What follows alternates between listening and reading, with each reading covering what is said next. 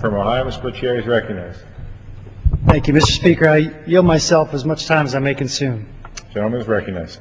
Thank you, Mr. Speaker. While Congress works to pull our nation out of this economic recession, many people across our great country continue to struggle with depleted savings and financial hardship.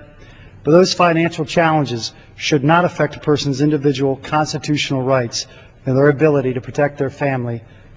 That is why I stand here today in strong support of H.R. 5827, Protecting Gun Owners and Bankruptcy Act. My legislation ensures families that are hard hit by the economic downturn and the recession and are forced to file bankruptcy do not hand over their right to protection or their right to possess a firearm. H.R. 5827 provides an example of an exemption in the Federal Bankruptcy Code for personal firearms. In 2005, debtors who filed bankruptcy could retain household goods such as radios, TVs, VCRs, linens, but not firearms.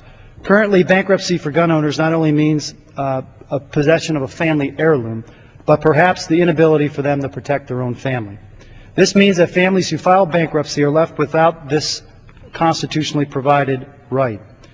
H.R. 5827 ensures that persons who file for bankruptcy will not lose a treasured family heirloom or sporting equipment passed down from one generation to the next.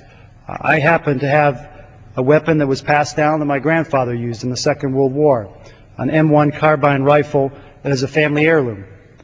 And as a small arms expert in the United States Air Force and a hunter in Ohio, I know that firearms are not just mere possessions, but family heirlooms as well. My sportsmen and fellow friends in Ohio who want to see the protection of their constitutionally protected rights, Protecting Gun Owners and Bankruptcy Act will ensure that families can keep these prized possessions and continue to pass them on for generations to come. The right to protect our Second Amendment is deeply rooted in our nation's history and tradition. One needs only to look further than the woods of Ohio during autumn to know that this is true. Thank you, Mr. Speaker, and I reserve the balance of my time. The gentleman from Ohio reserves.